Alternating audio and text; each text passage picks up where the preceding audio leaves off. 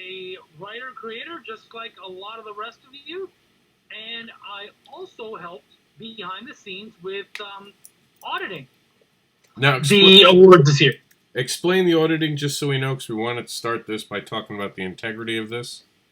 Absolutely. So for Rob, the integrity was very important because obviously, especially as a creator, he was worried that, some people would think that he was only trying to, help his friends and all that kind of stuff. The funny thing is that most of us are friends, so it's very difficult to do. But at the end of the day, I was brought in as a neutral party to go over all of your votes, all of the judges' votes, all that kind of stuff.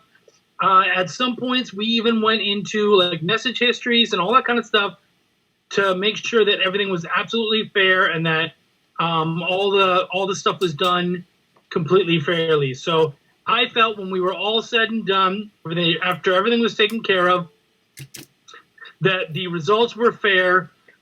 Even when I lost, they were still fair.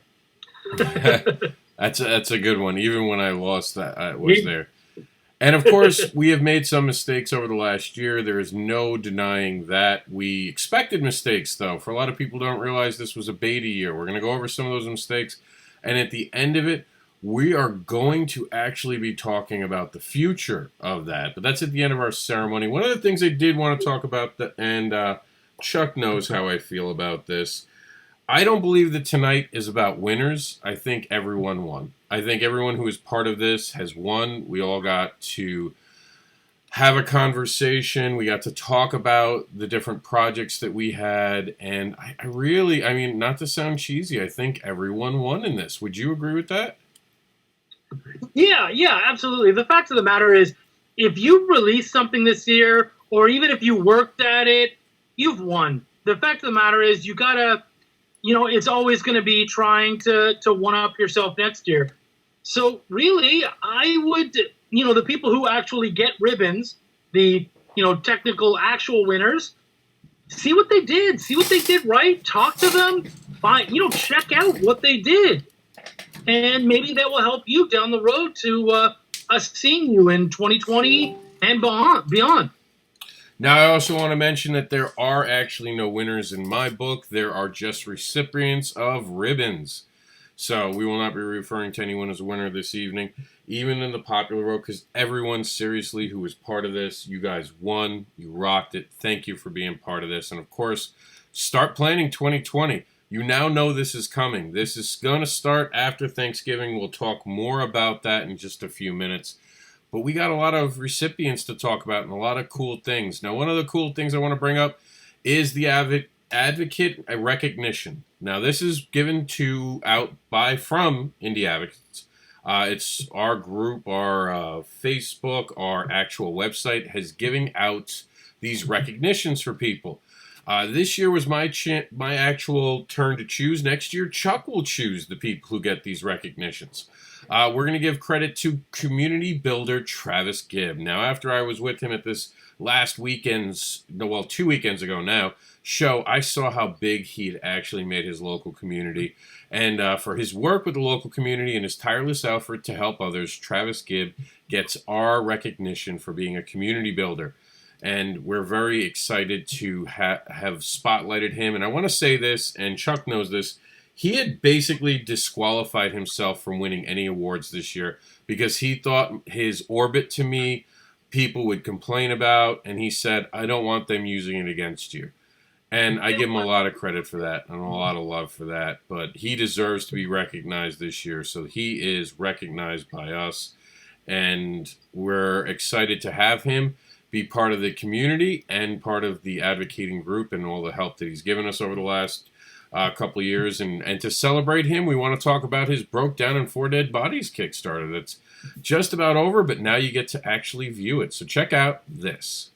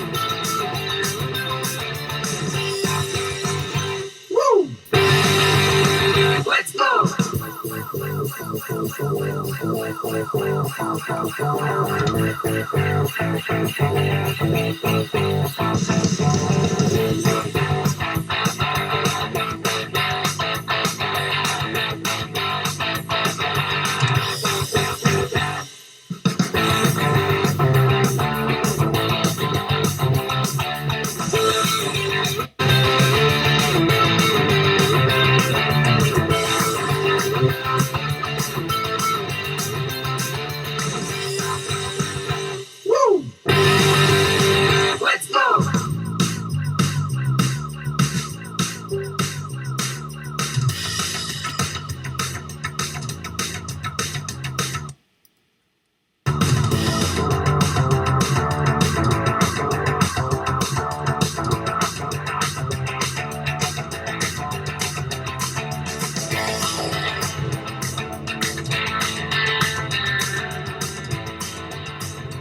All right, guys, make sure to share this. Make sure to share also this awards program and let everyone know that you are watching.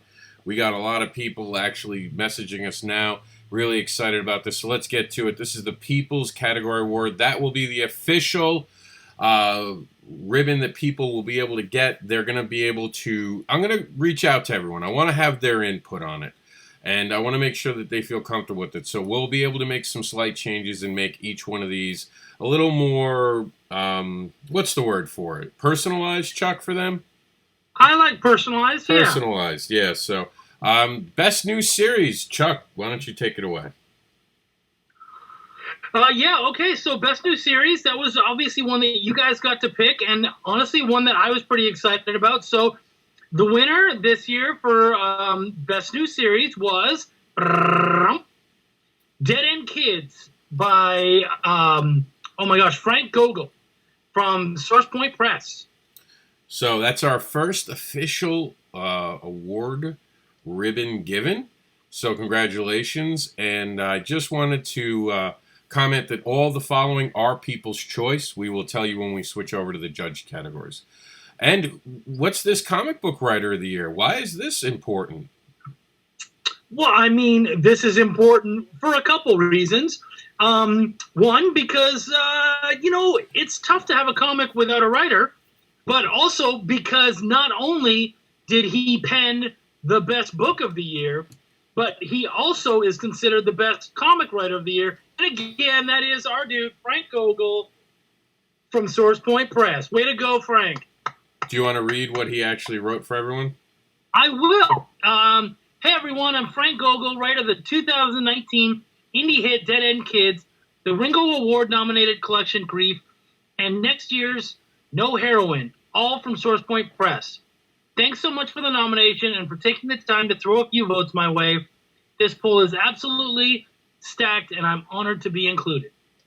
And that congratulations to Frank. Not only does he pick up the first, but the second award of the evening. So congratulations, man. Well done. Well done.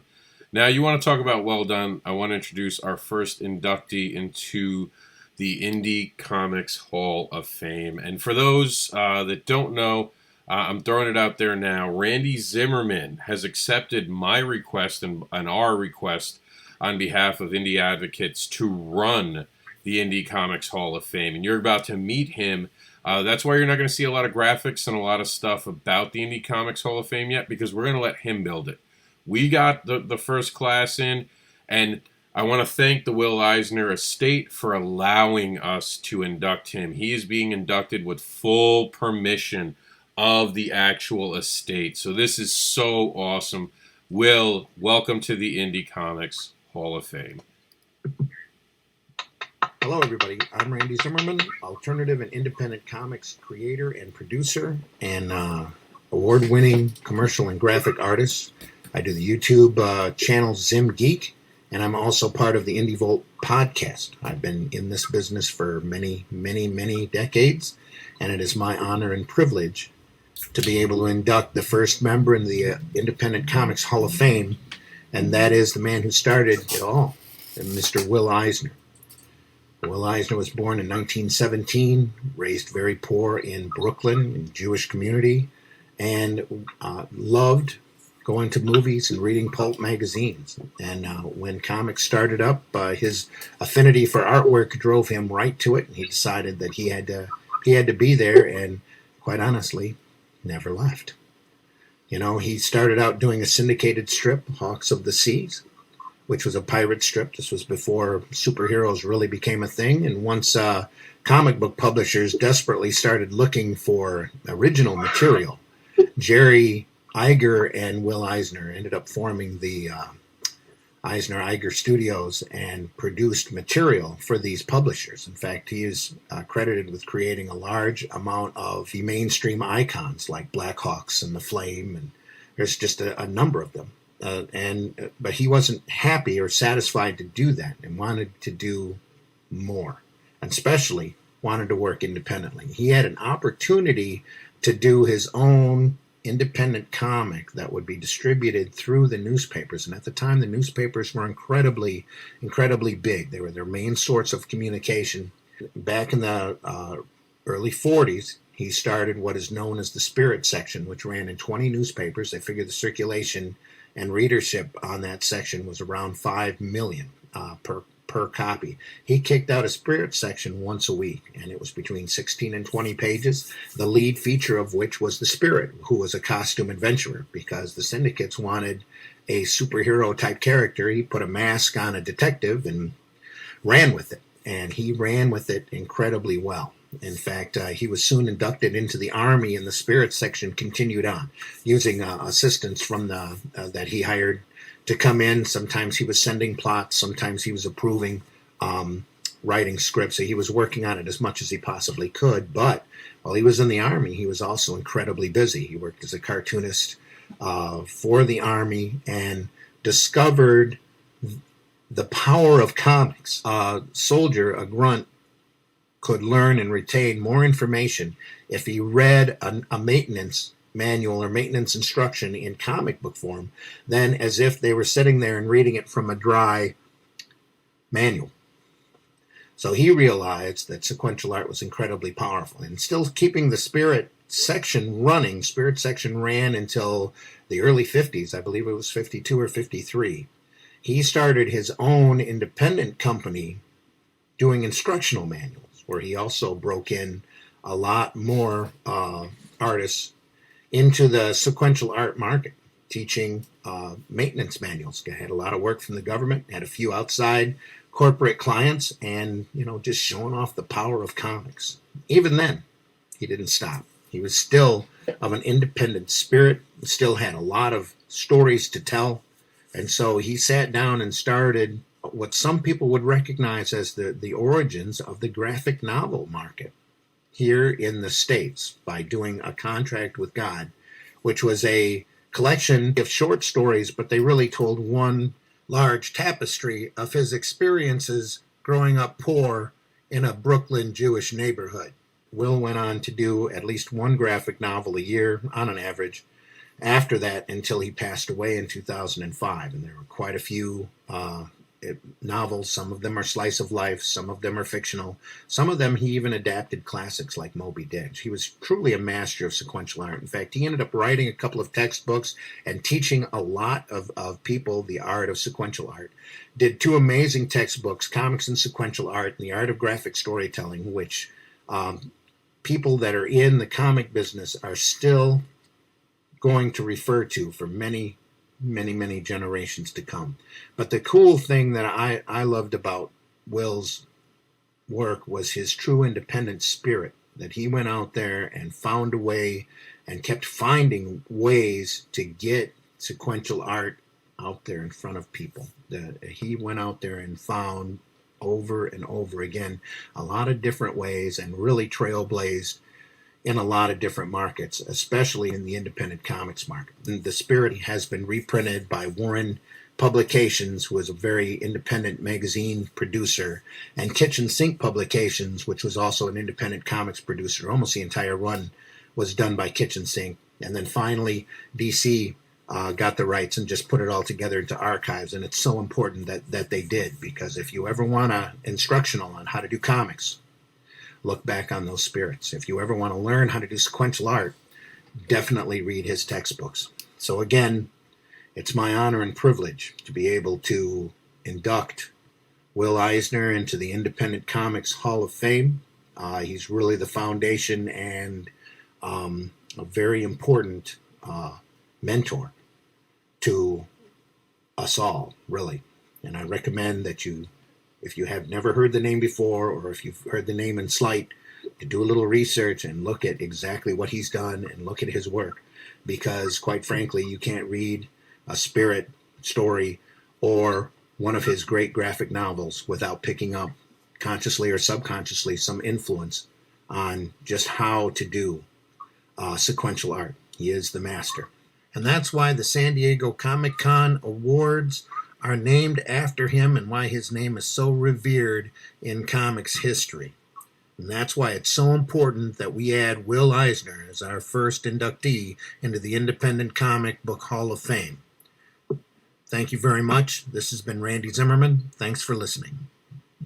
And you can see now why Randy Zimmerman is in charge of our Hall of Fame. There's a man who knows it. Oh, absolutely. Obviously, he knows his stuff. And he had a book signed by Will. That was insane to see that. That was so cool. So, yeah, obviously he knows his stuff. You know what also is cool? Giving out more ribbons. Let's give one out for the webcomic of 2019. Our good friend from the Advocator, Eric S. Hawkins. Eric, what do you think of this award? Hey everybody, thanks for voting for me for the Independent Creator Awards Webcomic of the Year 2019 for the Zombie World of Oz. The Zombie World of Oz did not start out as a webcomic on Webtoons. It was actually a physical comic that I crowdfunded back in April 2019.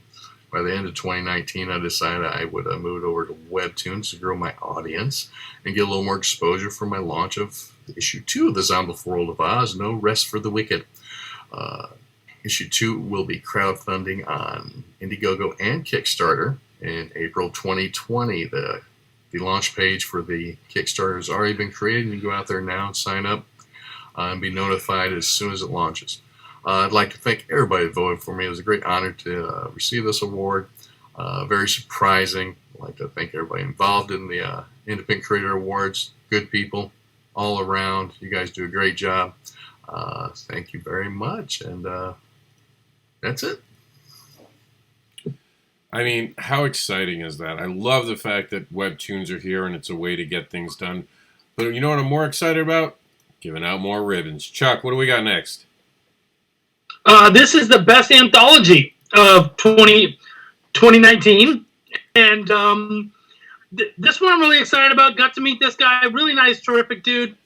And he's been working so hard. And in fact, the second version of this is coming out very soon on Kickstarter, so keep your eyes out for Zombies, We Are Human 2 by Austin Jankowski. And here it is, Volumes 2 of Zombies, We Are Humans 2. Can you put an extra 0 there? Or not 0, but an O there? Is that right, Mr. Editor? Or can I just put that for a sequel of three O's? Is that wrong or right? You can do whatever you want. And that's why he's my editor. But this goes to Kickstarter on the 18th. We're very excited. I know I'll be getting this. Some great people involved, including Joel Rodriguez. Why is Joel Rodriguez important? I guess you're going to have to stay tuned to find out. But one of the things we want to tip our hat to is our good friend Brian K. Morris. This man, every week, puts on 3 shows, bringing hundreds of creators together to talk about what they are creating. It is amazing what he does. He does Nevermind the Furthermore, which is his flagship show. But he also does the clever title Pending on Tuesday nights at 8 p.m. You can join Nevermind the Furthermore on Monday mornings at 10 a.m. and on Thursday mornings at 10 a.m. And he's just in the perfect position because it's time for the best on-air talent. And Natasha Vinyard, a.k.a. Cannon Doll X, takes away this ribbon, and she has something to say about it.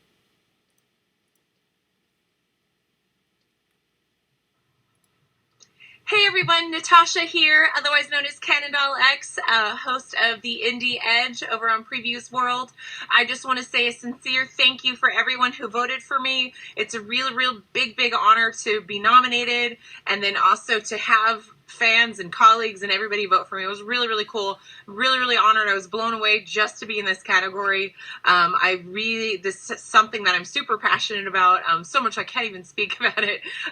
Being able to spotlight indie artists and creators and small press titles and get those stories out there and get people, getting their eyes on their local comic shops and getting them out there to read these stories is so important to me. So it's really, really nice to be honored for this particular category of being able to spotlight indie artists. So thanks for watching the Indie Edge and for watching me, Natasha, Canada Alex. Bye. And I love the quote she gave. She had actually written this at some point during the voting process and all that. I am a firm believer that if I have a voice, it's to shout out, to spotlight indie artists, comics, and so on. The world needs to read these stories. I love that quote. I'm not a tattoo quote person, but I would definitely get that tattooed on me. That's a good one. Yeah, no doubt. No, that is a good one. I like that. All right, so Indie Comic Show. Different. This isn't about the personality behind the camera. This is about the show itself. Here we go. This was it. And an elegant weapon won. This is not by Jason Webb. Don't look at that. And that was who nominated him. The person who won was J.M. Clark, who said the elegant weapon is 90% indie comics, 10% other stuff. And I am down with that. I am happy to hear that. I'm okay with covering the flop that is Birds of Prey and talking about that also while talking about indie comics. And for those who are watching this live, maybe give Birds of Prey a chance. Maybe. I mean, come on. It's a comic book movie. How bad could it really be? I grew up in the 90s. Trust me, you guys aren't watching bad movies this time of year. Go look at the stuff from the 90s, you youngins. You'll see bad comic book movies. But someone who would understand what I'm talking about is our second inductee to the Hall of Fame. This is Buddy Scalara, and I'm inducting him. You don't understand. This award show would not happen today without Buddy Scalara inspiring me, even when I was in a wheelchair, to not only get back up, but to get up and create comic books. I can't say enough nice about this man. I am actually at the end of this award program meeting up with him on a call, talking to creators about how we can create new stuff going forward. That is the type of guy he is. He's a true leader and an innovator. Worked with Wizard World, hosts the Creator Connection. Creator Connection is one of the most amazing panels where it brings people together, and I actually made a video for it, so here you go. This is my video inducting my friend, and at the time, he was our first inductee. He was the first official inductee, even though we gave Will Eisner the official, precedence of being the one to open the Hall of Fame. He was the person I first inducted and always wanted him to be in the Indie Comics Hall of Fame, right there with Will Eisner. They were the top of my list. Whoops. That got real big real quick. There we go. It's my dorky face. Buddy Scalara belongs in the Indie Comics Hall of Fame because he's an inspiration to probably thousands of indie creators. He has had a career that absolutely deserves to be recognized, and he has personally inspired me. I have been going to his Creator Connection panels in New York Comic Con for what feels like at least a decade now, and it's not a bad feeling, it's a great feeling. I plan my year around New York Comic Con specifically so I can get back to Buddy's panels, because Buddy's panels inspired me. A lot of people don't realize how long I've been making comics and have been into it and been watching the industry. And Buddy has been my education once a year. He is my college, my refresher course. He is where I go to be inspired. There was a part in my life where I was in a wheelchair, and Buddy didn't look down at me and never once saw the wheelchair, but only saw me.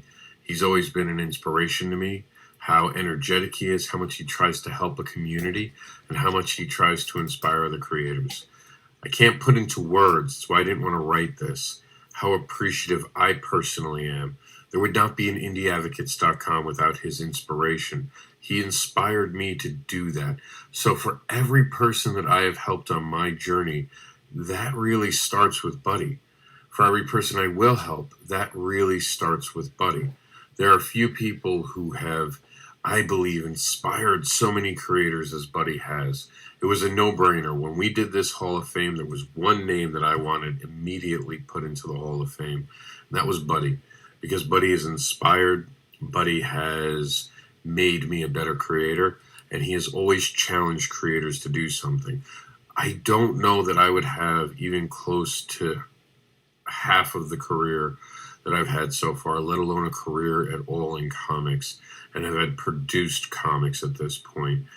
I owe a lot to Buddy, and this is a very personal nomination for me, but it's not just me nominating someone who's inspired me. I know better. I know that how I feel is just the same as other people feel about Buddy, because I've heard other people talk about it, how much of an inspiration he is. If you haven't had the chance to be around Buddy, you're missing out. Just getting a ticket to New York Comic Con to be a pro, just to be in his panels, pays for the trip in itself. That's why every year I show up at New York Comic Con, even though I live in Florida now, even though I don't have a table, I go to be part of Buddy's panels.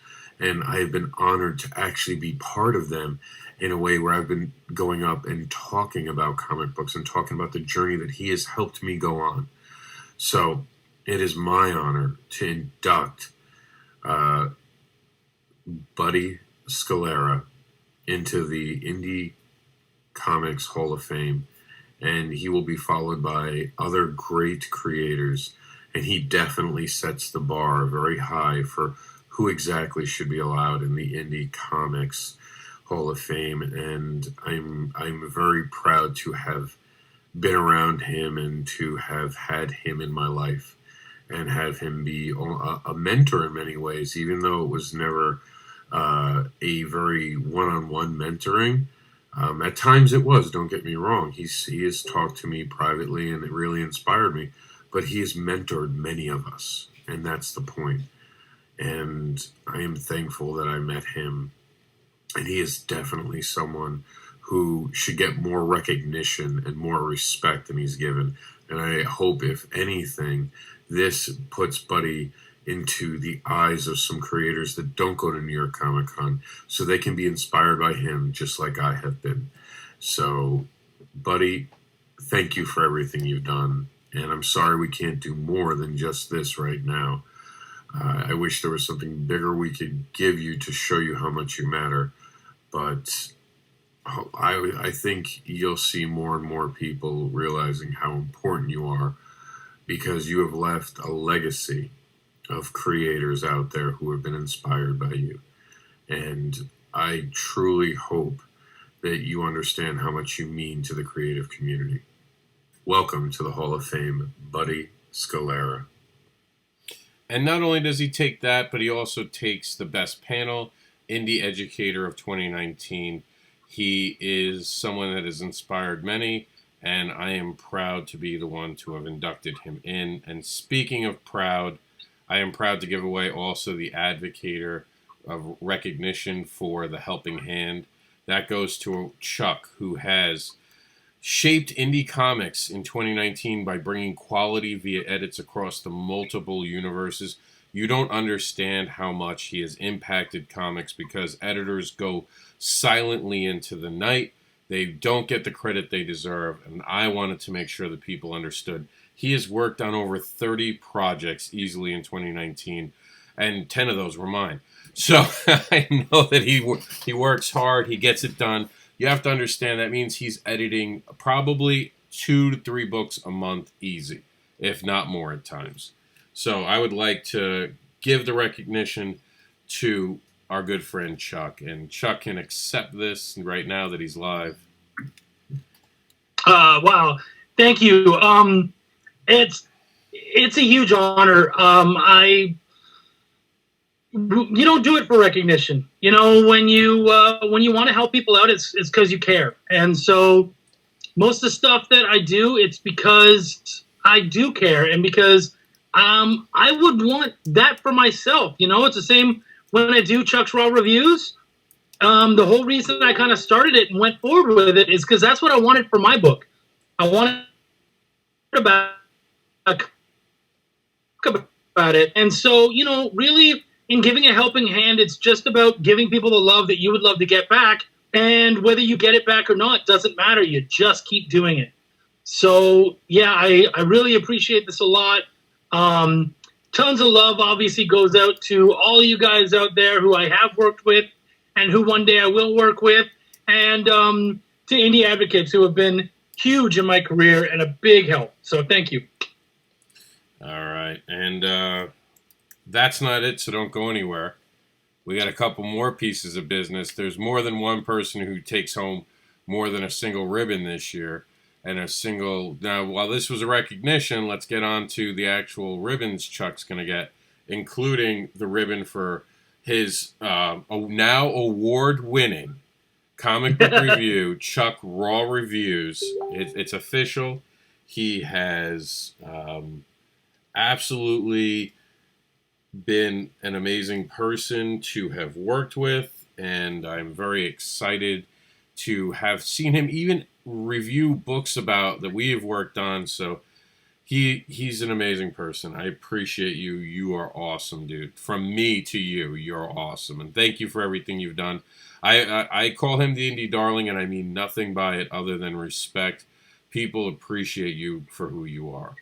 But let's also talk about some appreciation with some other people, because I see you all like goofy faced, and I'll let you breathe, because you know, I know that that's a big one for you. I know you're not used to getting the accolades you deserve. So thanks, man. I appreciate it a lot. It's about time. So speaking of about time, it's about time we got to talk about the best printer of 2019, who's in my local area, and I was very happy to see them pick up the win. Of course, they have printed every book that I've put out in 2019. They've done an amazing job, and they will print every book as long as they'll keep dealing with me in 2020, so I cannot wait to get you some more comic books this year. So let's check out what they're all about. And mind you, that thicker cover, that's all they're doing. So I want you guys to know that that's there. And just, man, amazing. Chuck's gotten the books. What do you think of those covers? Sorry, dude, I love those covers. Man, they got a really good feel to them. I can't wait to check that one out, to check out more of their stuff, and actually to talk to them about maybe doing my next book. So, you ready for this? You ready to induct the person you want? You ready? This is huge for me. Yeah, absolutely. So, this is, if you want to scroll up just a little bit, I do have to read it. I'm going to give my reason first, and then I'll read it. But this is Steve Cole, and, you know, it was mentioned already by Rob. Editors don't usually get kind of the love that they deserve, and that can be really tough, because, you know, we work really hard. And the man who mentored me and who helped me become a better art editor and continues to mentor and speak to me is Steve Cole. I have absolute so much love and respect for the guy. I remember at the first convention I ever did, he was messaging me that whole first day, talking to me. And one of my favorite stories about Steve is that, you know, he was talking me through setting up my show and everything, and explaining like levels and all that kind of stuff so that we could get people excited about it. And I remember at the end of the first day, it was a 3-day show. It was Friday, and I was just so unhappy. I had sold 4 books. And so he messaged me at the end of the day, and he said, "How'd you do?" And I said, "I only sold 4 books." And he said, "Well, that's terrific." And I kind of swore, and I was like, "Nah, man, please don't placate me. Like, you know, it's okay if I sucked. I'll just get better. I'll work harder at it." And he said, No. A 3-day show, it's really hard to sell anything on a Friday, because most of those people are there for all 3 days. They're not buying as much stuff on Friday. They're waiting until Sunday. And so that's when you're going to sell all your stuff. So if you sold stuff on Friday, that's a big deal. And it's that kind of stuff where he would talk to me and he would explain why things mattered. And so that's just always stuck through me. But I'm going to tell you a little bit about Steve in his own. Steve Cole has met in his 30-plus years in the comic industry, retailer, writer, submissions editor, editor-in-chief, freelancer, art director, creative and business consultant, instructor to creators, editors, and publishers, founder and administrator of the Comic Editor-Centric Comic Book Editors Alliance, and finally, mentor. Steve believes that his success comes from the successes of his students, clients, and creators. This drives him to always strengthen and support others, both in this industry and in all of his life dealings. Chelsea Crutchley, creator of Stray Sod, shared her thoughts. I had been self-publishing my comic for 3 years and believed it was as good as I could make it. Steve's suggestions not only fine-tune my panels, they also make me more conscious of choices I make in future pages. His insights into the industry have also helped me focus my energy on more specific goals. Not only is my current project improving, but with his help, I am developing new skills and confidence as a creator. If you would like to get know more about Steve and what he can do, you can check out those links. And Steve is amazing, and he's going to be a great addition to our Hall of Fame. Steve, welcome to it. Best Indie Cosplay. This was added late. We wanted to give you guys something extra to play with, so we tested out a few at the end of the campaigns, and this one was won by the one, the only Brad Hemenen. What do you got, Chuck? Am I saying that right? Brad. It looks like Brad Hemmen. Hemmen, okay. So he actually gave us a video, so check this out. And then we're going to check out his amazing cosplay. Oh, again, it went large. It's because I have the guy from Texas on. Everything wants to go big.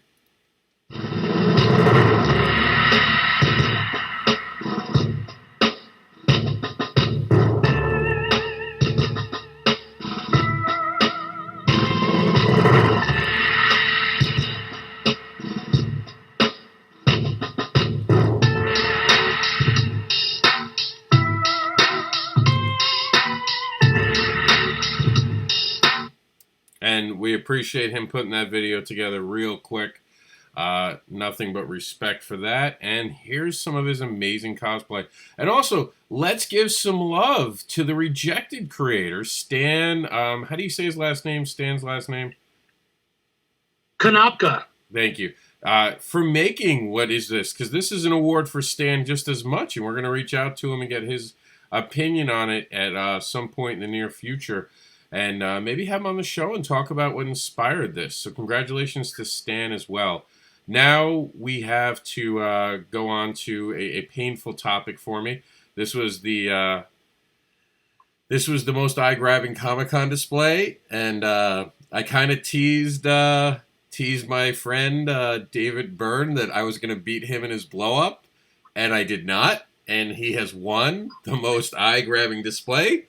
And all I can say about it is congratulations, David. It's a blow-up, guys, though. How could you vote? I mean, sorry. I mean, congratulations to David. Seriously, it grabs eyes. He did well. He did. I'm proud to call him a friend. I'm proud to support him, and this is pretty cool. So congratulations to David. We'll get a sticker put on the side of that bad boy for you sometime in the Comic-Con season. All right, so... I do want to talk about another recognition award, and this is actually the final one of the evening.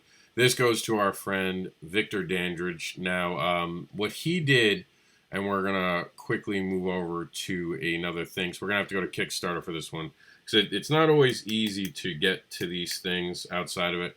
But Victor Dandridge did this thing for children where you can create comic books. How amazing is that? And he has done amazing stuff. So...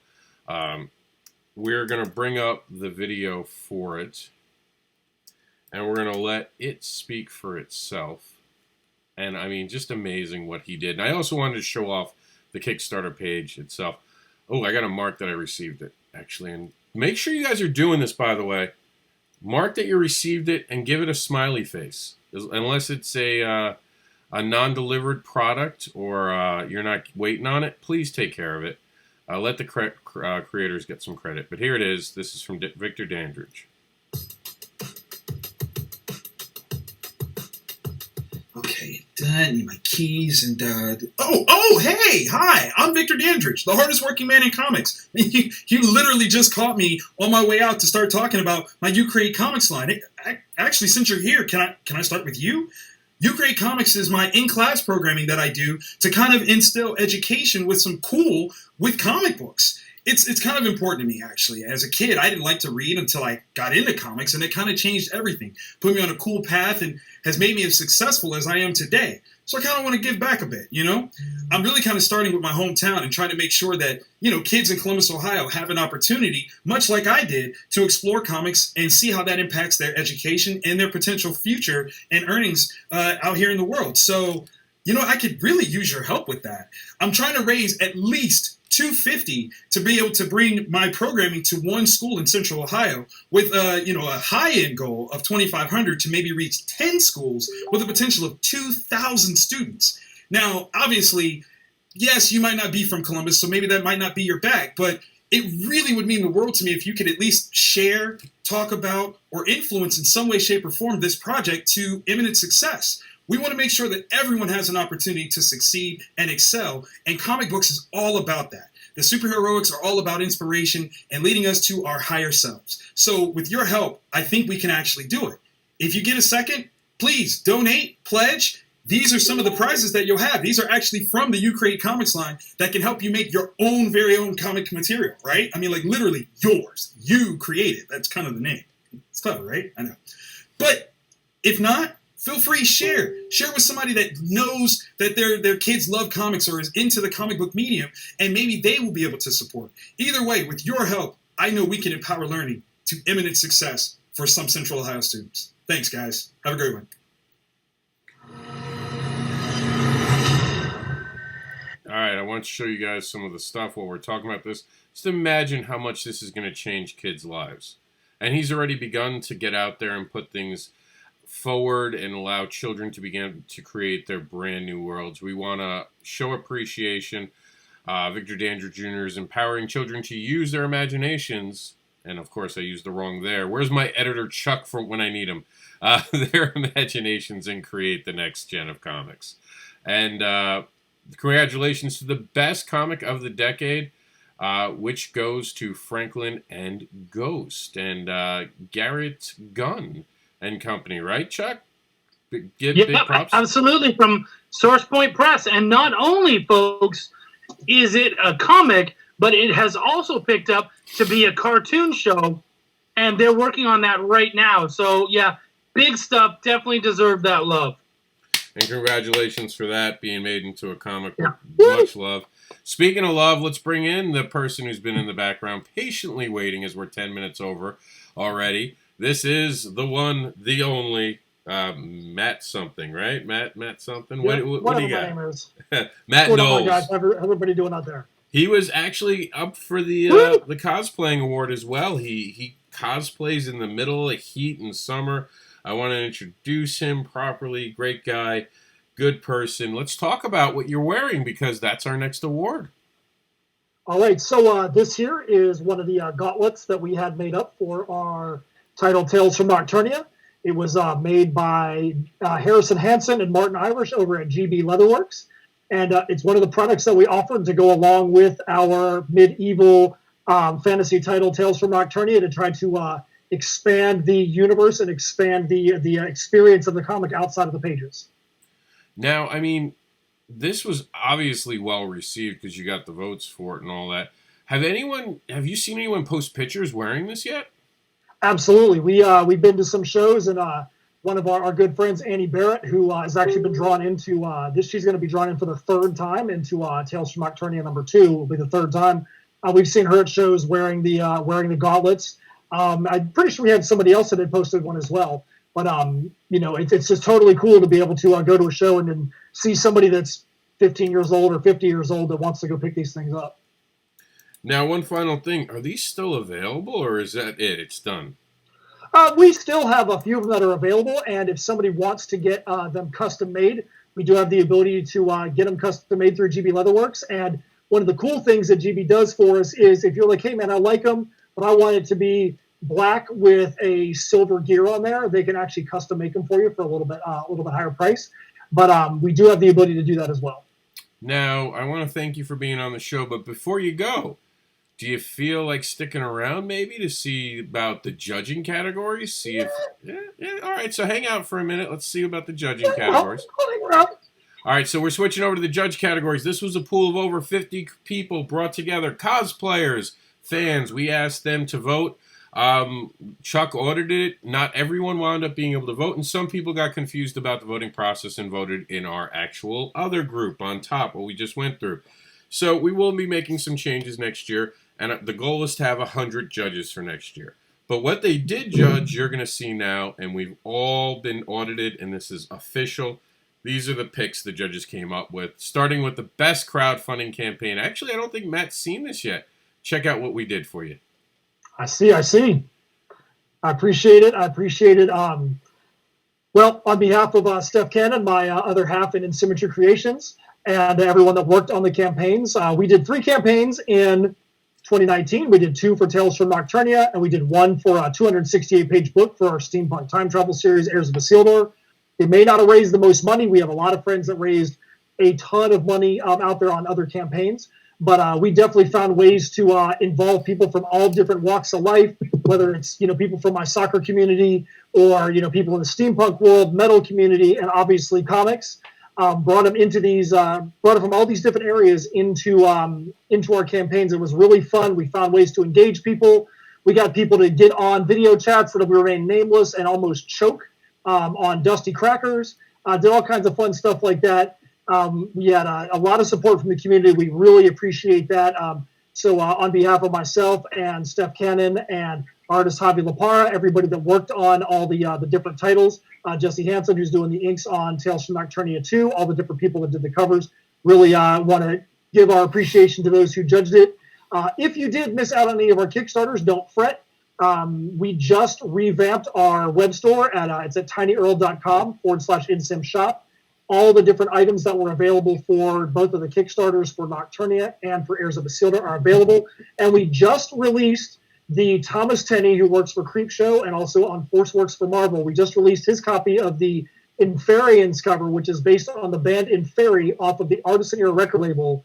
They actually have a guest appearance in Tales from Nocturnia 2. So if you haven't seen that, you want to go over there and check it out. Their role in this issue is going to be absolutely nuts. Can't wait to get this out there, and thank you everybody who supported our crowdfunding campaigns that gave us the ability to actually get this issue ready and out there for everyone. Now, before you go, Matt, Thanks, Matt.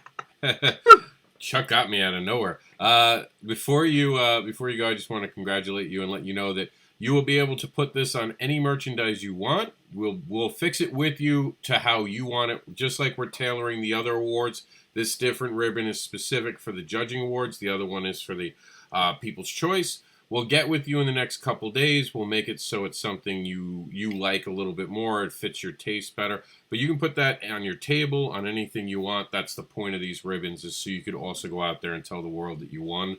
I want to thank you and Chuck, the reason that I think that you're the biggest winner, and I'm going to let Chuck answer this. Chuck, what did you say about the way he ran the campaign?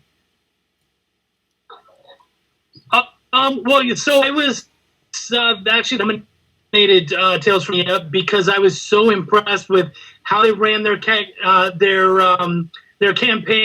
They were always like going live and talking to people. How they had different steps, like everything that we learned when we're learning to make a good Kickstarter, they did and even went beyond.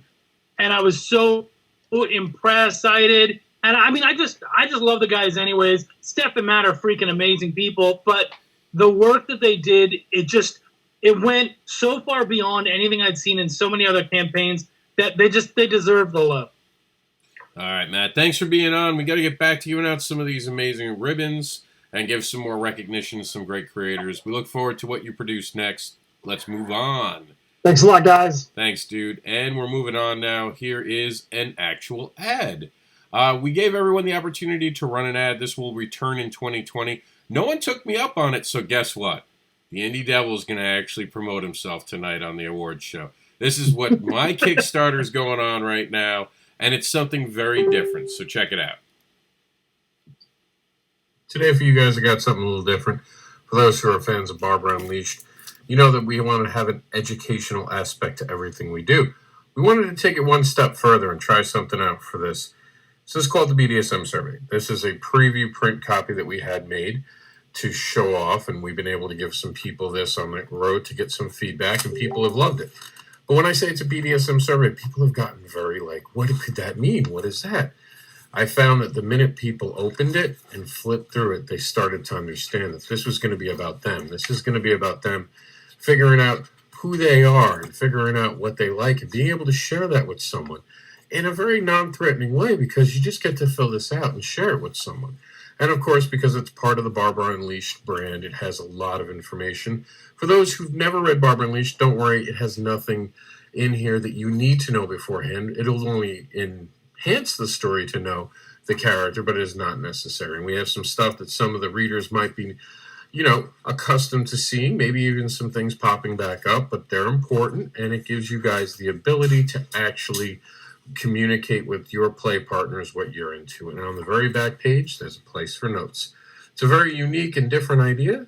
We hope that you come along with us on the journey and get your copy of the BDSM survey today. And Chuck is the editor behind that. And I'm sure he gets, yes, sir. I'm sure he gets in a lot of trouble, just like me. Are you muted, Chuck? I like a little bit of trouble, so it works out for me. Fair enough. All right.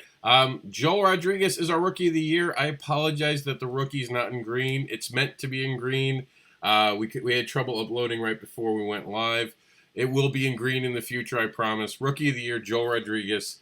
Did a great job in 2019. Did an amazing amount of hustle and integrity, and is really blown up, and good things, I think, are coming forward for our friend Joel Rodriguez. So congratulations to him and Metal Ninja Studios. And the Original Concept Award. You want to handle this one? Chuck, I think, Chuck went that to that. Oh, wait a minute, here he comes. You're breaking up, Chuck. Can you hear me? Yeah, well, you're good now. Go for it. Okay.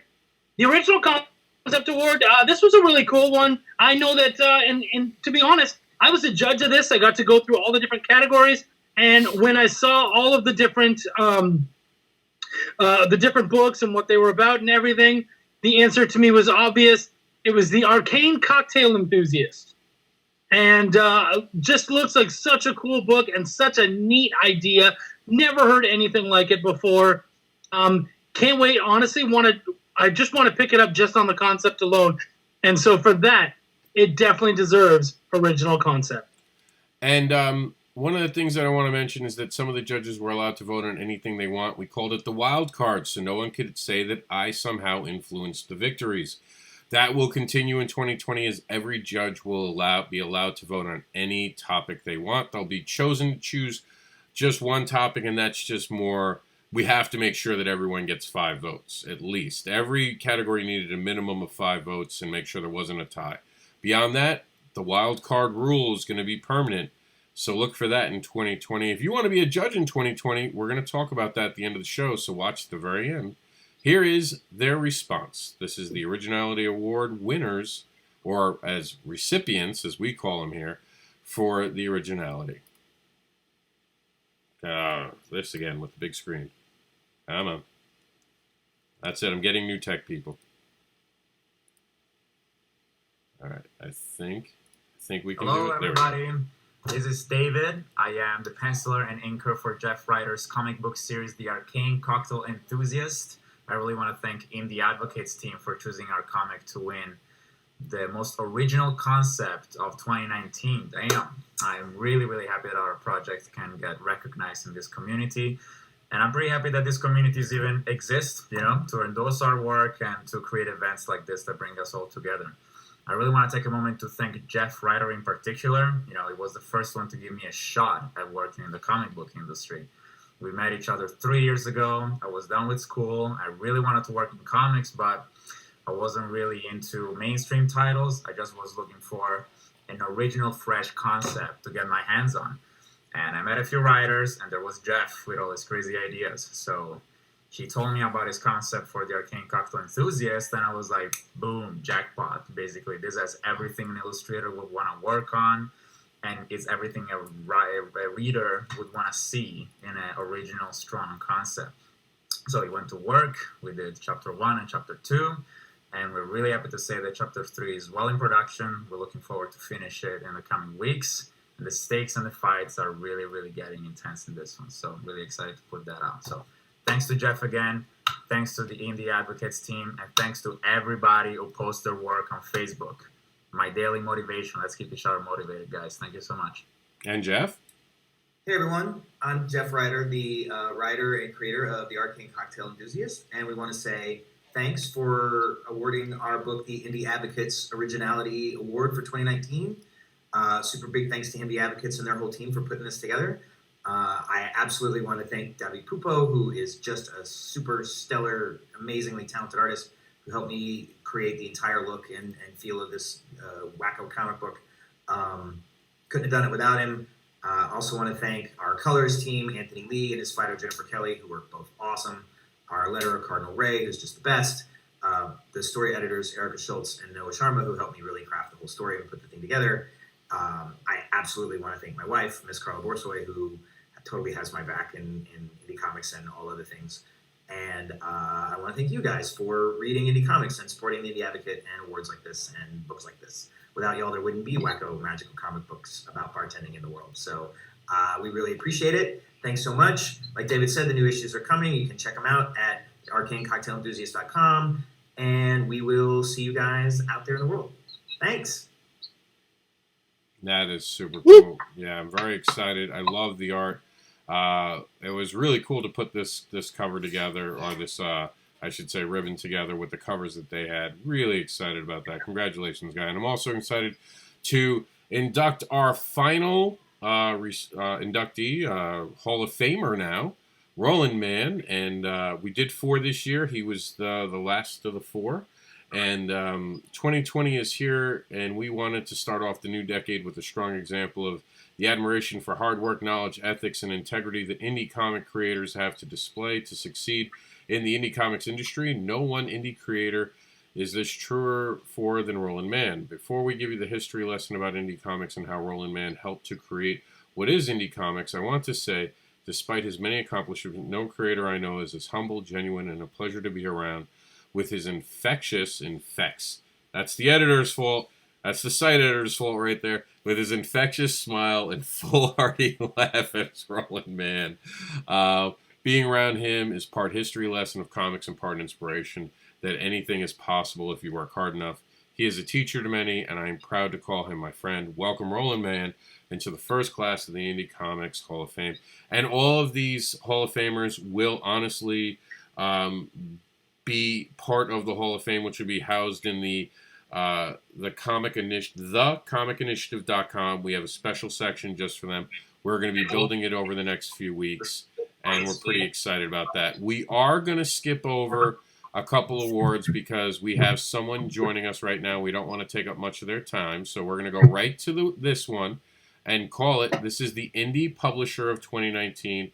Joining us right now is James. How do you say your last name? I never know if I'm getting it right. It's Hake like cake. Just remember, even though it's not spelled anything like that, that's the best way. That's how I've done it for years. Yeah, and I've known James for a while. We've been on the road. He's been an exciting creator. I actually met him back when he didn't know who I was. I was just a guy at a free comic book day signing. And I'll be honest, and I've never told him this story, he was one of the most nicest, genuine people. Like, he didn't care that he was behind a table. He was just happy to be talking about his comic. And you saw it every time he talked about his comic, like a kid, smile. But yeah, let me tell you about my comic. Just infectious. And now what's infectious is Scout Comics. Tell us about Scout Comics. I think, if people have heard the interview before, or the interviews I've done in the past, but it all started with Scout when I got my own book, Solar Flare, which I kickstarted the first 6 issues. And I joined them, as a creator. And after getting to know the partners, Brendan Deneen is the CEO, Tennessee Edwards was the chief media officer, and Jim Pruitt, who's our publisher. That was in 2017. And I joined as a part of Scout in 2018, shortly thereafter, after I formed a friendship with all of them. And yeah, being part of Scout and how fast this company has grown in the past 3 years, it's been, a lot of it is because of the partners and getting like-minded individuals together. I've been saying it for years, indie comic revolution is happening, not just with Scout, but amazing other publishers like SourcePoint. We have Vault, we have Image, of course, is the standard bearer. But yeah, just to be a part of Scout and what we've done in the past 3 years and what we're going to do this year is just, it's very exciting stuff. And to help represent the company and the creators who basically are the company, it's just been a blessing. So thank you so much for this award, all our fans out there. Yeah, it's an incredible honor to accept it on behalf of Scout and all the partners. Now, what's the likelihood that this is going to wind up on every Scout book? is this your new logo? I don't know. We have to talk to the team, but that'd be pretty awesome. I love the little design that you have on the ribbon. It's amazing, man. Thank you. We appreciate that. And we really do. I really appreciate, because not only am I an indie advocate, but I know the creators that you guys are helping make their dreams come true. And that's something you publishers don't get enough credit for. You are literally making people's dreams come true.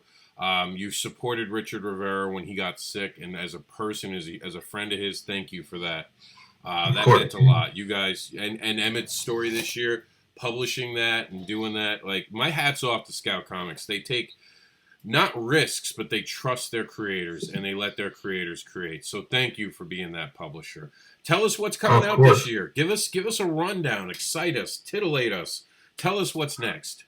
Well, Comics Pro is coming up next week, which I'm not sure if people know about this, but it's kind of like a retailer summit of like the top comic store owners across the world. And they have a summit once a year, and this year it's in Portland. But we do a lot of announcements there as a publisher. A lot of companies go out there and do announcements. And, you know, a little couple of cats out of the bag early, so to speak. We're announcing 4, maybe 5, I don't know, but 4 definite imprints that we're doing. Just to give you a quick rundown, we're doing a all ages line called Scoop. We're doing a horror only line called Black Caravan, which is going to be published or co-published with the guys from Electric Black, Joe Schmalke and Rich Woodle. We also have a LGBTQ focused line published. It's called Outsider Comics, and there's a comic store that's been out in Seattle, Washington. My sister is actually the owner of the store, and she's going to be our publisher. She also comes from a background in publishing, but it's going to focus on stories for that community. So we have that coming out this year, and yeah, it's just pretty incredible. And another one called One Shots, which is basically 6 to 8 one-shots per year that we're going to be releasing and then using crowdfunding to come up with a trade paperback. So we have tons of news coming out. Stay tuned. Our CEO, Brendan, is going to he started this press release thing, 20 for 2020. So we should, I think every Sunday we're going to drop a new press release, but a lot of exciting things happening for 2020 just for Scout in general. But some of the books we have coming, guys, are incredible. And it's a lot of the indie, you know, published comics. A lot of these creators were giving them an avenue for more eyeballs in the direct market. Because that's the one thing as an indie comic creator myself that didn't have access to until Scout was that direct market. And we're help facilitating that. And of course, the multimedia is also a huge thing of Scout. We have a lot of news about that coming forward as well. I could talk all day about Scout, guys, so I'm sorry if I'm long-winded, but I'm very excited to have this award and to be part of this company. And the teams that we have brought in has just been amazing. It's like a big happy family. And I want to give you credit, the all ages thing. Of course, you know I created an all ages book. I think it's so important publishers get behind that movement. People need to realize that children need to be reading comics. And can you just lean back into the light to show off that mustache? Show off, yeah. You gotta show off the mustache. Thank you. I cut my long hair that I had, so I had to go with something. So I went with the handlebar. My wife loves it. That's what matters most. That's it. Thank you for being part of this. I know you're super busy. You got a lot of great stuff coming out. He's actually in my hometown, so I can go see him anytime, and we barely see each other. But I'll definitely be coming to Scout soon. And sign me up for that mailing list. I'll make sure we put it on our site. Congratulations. Okay, great. Yeah, we just started that newsletter, too, and it's been awesome. So, yeah, keeping if anybody wants to check us out, scoutcomics.com. But again, support your local comic store, support indie comics in general. And yeah, it's awesome. Thank you so much for this award, and everybody at Scout appreciates it. Well, thank you for creating the way To you come. do. And thank you for being part of it. We have some big news, but I'm going to let Chuck take that off. You have a great day, James. All right, you too, guys. All right, Chuck, tell them the news. Okay, so this was we had a category. It was best one shot and best short, like from anthology and whatnot. And when I did my audit, I went through and I felt like this category, it was a mess. And I think that we can definitely take we can take a lesson from it. And the fact of the matter is that a lot of people really didn't know what a one shot is. I can't tell you how many times someone would bring in a one shot and be like, yeah, but there's a number 2, but that's not a one shot. And then, with anthologies, instead of giving us pieces, we got entire books. And so we just decided, honestly, there just was not enough to really judge and work on. So because of that, we shut down that category. However, the 2 books that were still in the category and did deserve to be looked at are being held off so that we can add them to next year's category. So they didn't lose out on their shot. They'll get to go up against the other talent from 2020. And we'll also, this was the category best one shot, best short. We're separating the 2 because we made a mistake and we did confusion. Yeah. We knew we were going to make mistakes this year, and that was one of them. Another mistake we made was also we had to cancel the comic book of the year.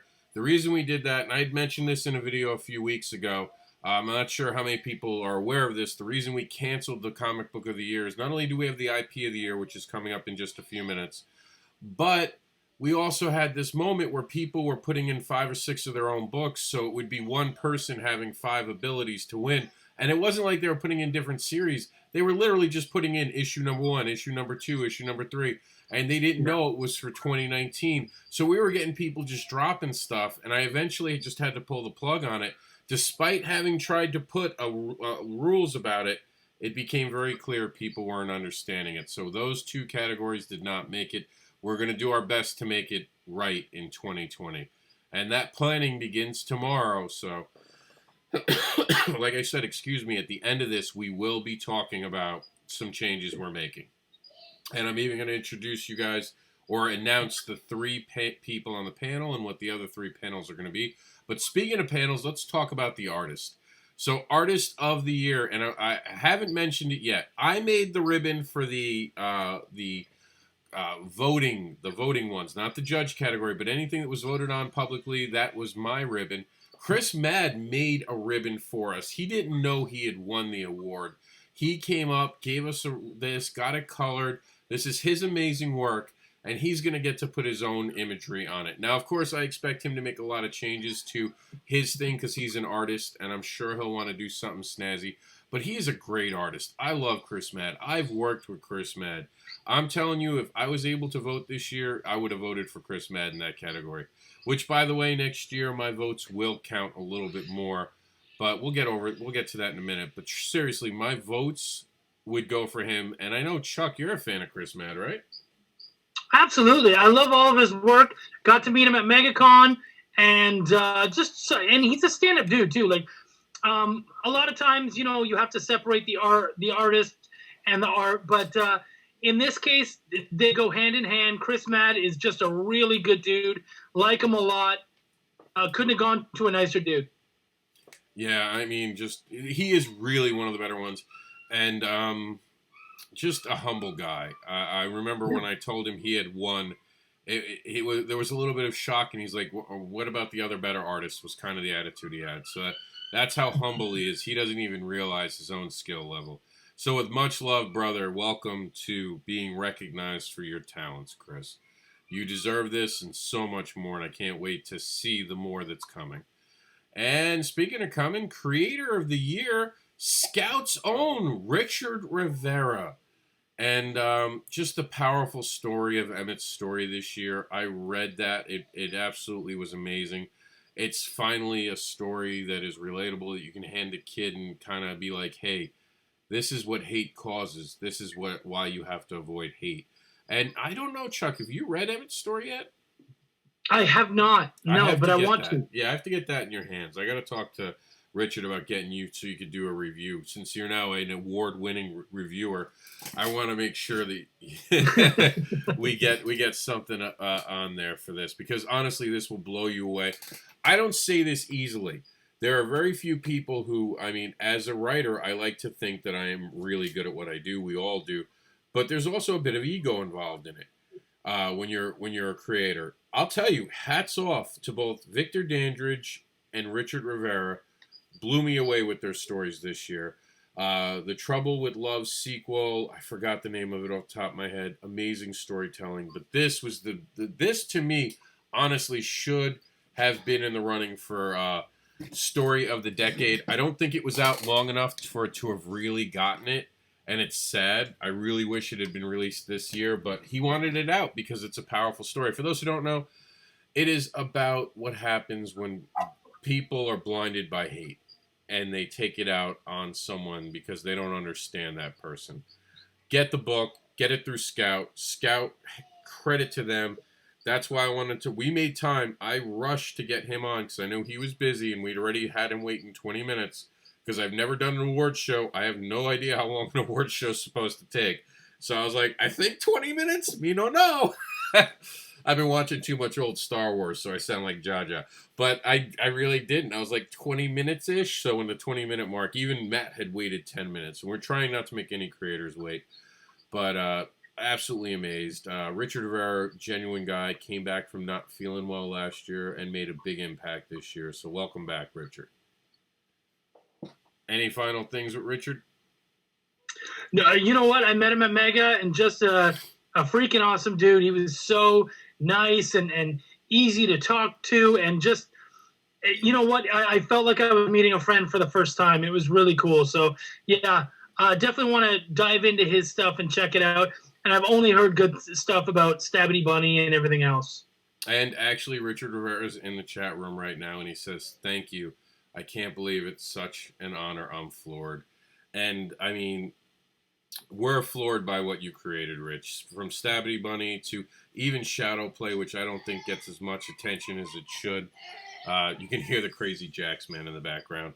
That's my little boy running around, who's a huge fan of the Stabby Bunny logo, and I can't wait to see what's next from Richard. But we do have to move on, because I could talk about my friends all day. But I have another friend to talk about today, and that's the most appealing cover. And I know Chuck is a huge fan of this cover. It's such a cool cover. I mean, really got war corns, like war unicorns. It should not work on paper. But, man, that is badass. Like, just so much fun. That's from Garrett Gunn's War Corns, which I believe is out of Source Point Press. Such a great job. And Chris Tadlock, what beautiful work, man. Way to go. I had my own book in here trying to get it to win, but man, we lost to the best. That's absolutely awesome. Good job. And do you want to read what he wrote? Yeah, okay. I'm extremely grateful for the love that has been shown towards Warcorns, Combat Unicorns for Hire. This project was very special for me to make, as I got to honor some of the incredible people that I had the pleasure of serving with in the U.S. military. However, this award truly belongs to the creative team that made this book as beautiful as it is. Chris Williams, Jeremy Clark, and Tommy Sheldon brought their top-notch talent to this piece, just as they did with everything they've done with me. I'm honored and humbled that they continue to work with me. Thank you, Garrett Gunn. And I just want to, that's a double win for Garrett right there. Yep. That he's one of the people who takes home two. Congratulations to Garrett Gunn, great creator. We look forward to what's next. I want to see Warcorns as a cartoon. I'm calling it right now. That's got to go to Cartoon Swim. How many cartoons is that dude going to get? Well, wasn't Franklin and Ghost someone else? That's a cartoon. No, I'm saying. No, that's Garrett. Garrett's on that one too? Yeah, that's his book, yeah. Oh, look at him, man, blowing up. All right. I'm pretty excited now. Like, yeah. So he needs as many cartoons as he can get, Chuck. That's the answer. As many as they can make, they should make it. That's the answer. And, of course, remember to check out Scout Comics for some amazing stuff. You heard it today. new imprint lines coming from Scout Comics. 2020 is going to be amazing in indie comics, and Scout's going to be one of the biggest reasons behind it. And Indie Creator Awards, the panel. This is from the panel itself. The panel was picking the IP. The people who were the panelists of this year, the panelists who I'm announcing for the first time ever, so everyone knows. I was not even allowed to vote in anything except for a very extreme tie-breaking situation, which I could not be connected to directly. And I was only used once, so the panelists came in, they did their job, they made sure to get people to vote, they helped out, so my appreciation goes out to Brian K. Morris, Joel Rodriguez, Randy Zimmerman. I'm blanking right now on who I just didn't mention when I was talking about the panelists. Hold on, because I don't want to get it wrong. Oops, you guys can't see all of that. I'm trying to hold on. I want to make sure I get it right. I said let's see, make sure I'm getting my panels right. So we said Joel, Travis Gibb. Did I say Travis? I think Travis is who I was missing. You did mention Travis. And Mike and Seeley. You did Mike Seeley. Sorry, go ahead. Mike Seeley, right? Yeah. Mike Seeley. Yeah. Okay.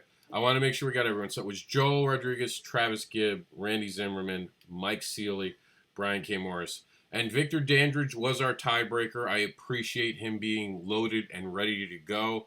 Thank you, everyone who is part of the panel. They gave me some insights. They helped gear us and make us go the right way. Much love, much appreciation. Thank you so much. And it's time now for the big one. This is the award that's going to be, I think this is going to be the yearly award. This is how all of the shows should end. What do you think? I was going to call you Travis. What do you think, Chuck? Is this the one that should end the show all the time? I'm cuter than Travis. I think it's a good one, man. The IP of the year. I mean, how can you not? That's such a humongous thing. So yeah, I would love to see that every year. And I think this really is one that should be throughout the year. And I think that it's one of those things that we should always talk about. And IP, of course, is intellectual property. So let's just finish off and get right to it right now. Right, we're beating around the bush. I was blown away by this. I did not expect this. I was not allowed to enter anything. There was one exception to that rule, and that was Cat Dad and Supermom, and that was because Chuck and Raheel are co-creators, and it was not fair that they would not be able to enter anything, because then this was something they worked just as hard as I did on. So that was the one time I allowed there to be a difference in the rule. And I talked to Chuck about it early on, and Chuck agreed with me that it should be that anyone can do it. So take us home. Tell us about Cat Dad and Supermom. You're the winner, technically. Thank you. I talked to Raheel, and I asked him if he wanted to say anything, and he just wanted to thank everybody, his family, and of course myself and Rob and the Independent Creator Awards and Indie Advocates and everybody involved. All three of us who worked on this, we worked really hard to make a book that we could all share with our families and with kids and know that they would not only be entertained but learn and grow. And we went through, I don't even know how many versions of it just to make that script perfect. Even when the art was all done, we still went back through it again. Like, it really was something that we were arduous about.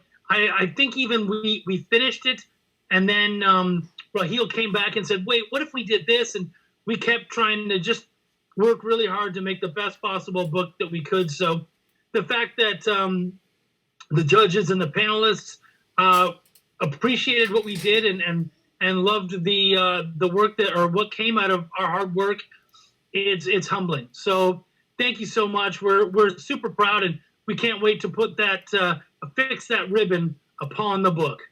I mean, you're not kidding. And sadly, we just printed the book without realizing. Like, I didn't even know this was a possibility. When we went down to the audit, I was like to Chuck, I'm like, oh my God, I think we won. Like, I couldn't believe it. I didn't expect the kids' book. And we had trouble funding this on Kickstarter. it blew me away. I did not expect this one. And it's because it was tough to get on Kickstarter, but the people who read it, they loved it, and luckily, everybody on the panel got to see it, got to read it, got to enjoy it, and apparently they agree.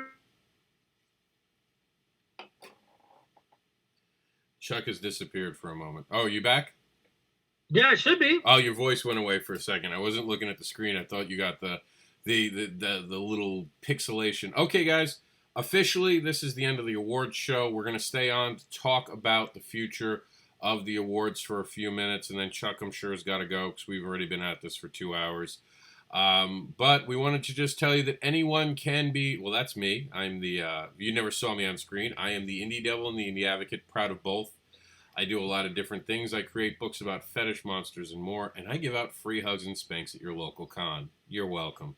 It was a service that someone needed, and I'm happy to give it. Remember that you can become an Indie Advocate. All you have to do is talk about indie comics and share indie comics and back them on Kickstarter. And this has been brought to you by the Indie Advocates Network. Of course, Indie Advocates is the Global Digital Comic Con, which is, or more importantly, has a heart of indie comics, and it supports all indie creators. Thank you all for being part of this. We would not have had this show without you guys. We're very thrilled that you guys came on this journey with us, and that's it, man. Join us for the crowdfunding report and the forecast throughout the weeks. We had the forecast on Thursday. We had the Indie Comics Report is 3 different shows, but we have an interview segment on Tuesday. And make sure to show up for the crowdfunding report, which happens on Wednesdays. And we'll break in with indie news if we need to. And on Mondays, check out our brand new show, In to Know. And that's it, guys. Officially, the awards are over. In 2020, you know it's coming. Go out there and be impressive. Go out there and do something. And make us talk about you next year in a good way. Thank you all. I truly appreciate it. I'm humbled by the response. I'm humbled by literally thousands of votes being cast this year. We're going to do good for you next year. And that's it. We'll give it about 15 minutes to talk. If you guys have questions, feel free to drop them. We'll answer them. Let's talk about some things. Chuck, you're being promoted to a panelist this year. You're going to be. I heard that. Yeah. You accepted it begrudgingly, I think, because I wasn't asking. I was like, Chuck, congratulations, you got promoted. You're like, what? I'm like, yep, you're a panelist now. Welcome to my hell for the next year. All right. And of course, this part of the segment will be TVMVA, whatever it is, because I'm sure Chuck wants to curse. He hasn't cursed all program. Oh, fuck yeah, he does. I was going to explode. Yeah, so now put the kids away. The grown-ups are going to talk. Get those kids out of here. But yeah, we're going to make some changes. We're going to do what's best for everyone. The actual conversation about how the awards work are going to be brought to you guys. You want a better awards? You want a better awards? Now is the time to be part of the conversation. What you want to do is you want to go out and join us in our group. We'll be having discussions. And we're going to use the group for votes continued throughout the year. And our page we're going to use for actually, you can hear Jax in the background. We're going to use our page to have discussions. So we're going to be bringing it to you guys. You're going to be able to have a conversation. You're going to be able to be involved in this. We have left everything up. So we're going to change this out tomorrow. I did not have enough time today to get it done. But tomorrow this will say the Independent Creator Awards Vote Here 2020. And we're even up to everything. We're going to check everything out. We're going to go slow. We have 10 months. We officially start the next awards season right after Thanksgiving. I already checked. I can't confirm when we will do the awards show just yet. One of the reasons because of that is the Super Bowl could affect. Well, I don't want to do this if it's Super Bowl weekend. They've been talking about extending their season. I don't know. I would like to do it next year on a Sunday, but does anyone want to show up for an awards show on Valentine's Day? Because this next year, if I'm not mistaken, because of Leap Day, Here, I'll call up the calendar. I think it'll be Valentine's Day 1 year from today, and that could become problematic for people. They're going to be people. Well, Go ahead, we Chuck. also have the apocalypse to worry about too. So there's lots of things that can come up. People, we'll find a good day. Don't worry. Yeah, and we'll get to it. Yeah, so no definite end, but we're going to do the same policy we did this year. Right after Thanksgiving, we'll start the nominations. We're going to break the nominations into different windows. We will be bringing in what me and Chuck have talked about. There'll be less in charge of just voting of the public. The public will get to pick more next year in votes, but how it will work is they'll be able to pick the top two, and then we'll have one of the panelists go in and pick two people they think deserved the credit. Because let's be honest, sometimes people have bigger fan bases, and I'm not saying they don't deserve to win because of a bigger fan base, but there might be someone knocking socks off who just hasn't gotten the fan base yet. So the way it'll work is you guys will vote on it until from the end of Thanksgiving, basically that weekend we'll start it up. Until January, you guys will be able to vote and get the top two to be there. Then we'll come in, we'll add two more, and the judges will start voting. And then in January, you guys will get a whole new set of things to vote on. But the January votes will actually continue to go. And I'm very thrilled about that. And we've been able to, I think, really highlight some great creators. And I think that it's shown that there's some good stuff that can happen with awards. One of the things I was worried about with awards was the issue that is the light out there? Oh, there. I have my kid running around with a flashlight on his head. I'm like, what happened? Did we lose power? Wait, I have power in this room. What's going on? No, but we're going to have it so in January we'll open up things that will just be for the public to vote on, but that'll go straight to the award show. One of the awards today, if you guys were paying attention, actually just ended, and we were checking it. I checked it in the background. Nothing had changed because it was a very big distance between the two. But we left one of the awards open. I'll tell you right now. It wasn't worth bringing up on the air because, like I said, it wasn't a close one. So it wasn't really worth touching on yet. But one of these was left open. I'm getting to it right now. Until the very end. And I just want to thank everyone who was involved. Truly, I believe that you guys are all winners for those who are involved. Yeah, go ahead, go. My sister's just leaving. So Jaxie might run in here a little bit, but we're almost out anyway. So, some of these stayed open until the very last minute.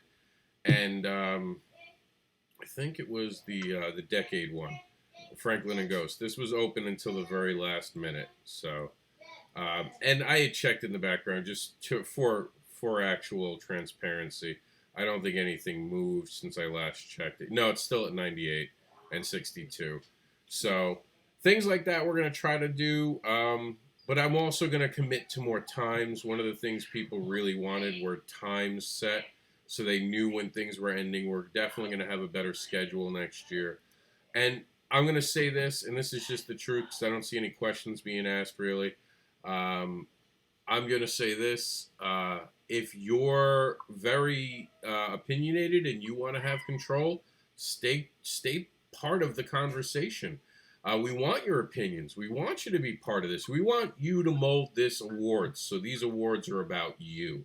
This is about indie comics. We're only just beginning. This was year one, and we're already starting on the second year of awards now. So that's it. I mean, Chuck, do you have anything else to say about this? I'm pretty pleased with the process overall. Yeah, I think, you know what? We knew that there was going to be some bumps. Obviously, none of us have run anything like this before. But we did everything we could to possibly make it fair. And, instead of complaining and being unhappy, if there's something you think we can do to make it a little more fair, let us know. We would love to have your knowledge and to have you as a part of the process. Now, one thing I want to say is that there will be 3 panelists that I pick. It'll be Chuck, Randy Zimmerman, and Chrissy Rodriguez. We're going to let the panelists be known because they're involved for the next year. This time we're not going to hide who the panelists are. The judges will remain anonymous. However, we will be releasing all the people who did vote over the next couple months in our on our page. so they'll get some credit. They'll be able to give some ads and some shout-outs. So we are going to be fully transparent. The reason, of course, we don't talk about who's voting is because we're afraid someone will try to, try to sway a vote, and we don't want that. We saw a lot of that by people giving out free books and stuff, and we didn't want that to happen to judges. So I can say, as far as I know, no judge had been influenced. But yeah, the 3 panelist spots that aren't up, guess what? You guys are going to be able to pick them. And you'll be able to pick who the panelists are to a certain degree. The other 3 panelists and myself will have to agree that they are the right fit for the panel. In other words, we're not going to put in someone who might disrupt. If you give us some people that we don't know and they check out after us doing our due diligence and just making sure that they're there, we'll do that. So we'll have one position that will be voted on, and the top winner will vet, and if they pass, they're in. The other 2 will be for suggestion, and we'll basically do interviews for it, and that'll be over the next month. That's basically how we're starting this, but I'm done. All right, no, I feel you. I don't think anyone understands how much energy went into doing this year. I'm happy to do it again next year, but I just want to take a nap. Chuck, you want to close us out? Yeah, thank you so much, everybody. We had a really good time. I love seeing all these different, and there was a lot of stuff, a lot of books and talent that I hadn't seen before. So, I think we're all winners just because we got to be opened up to all these new possibilities. So, if your favorite book or artist, author, whatever wasn't on this list this year, get them on there next year. Show us all the great quality. And you know what? It was a really tough decision for a lot of these this year. Make it even tougher next year. Much love. Peace, love, and comics, guys. That's it. We'll see you in 2020.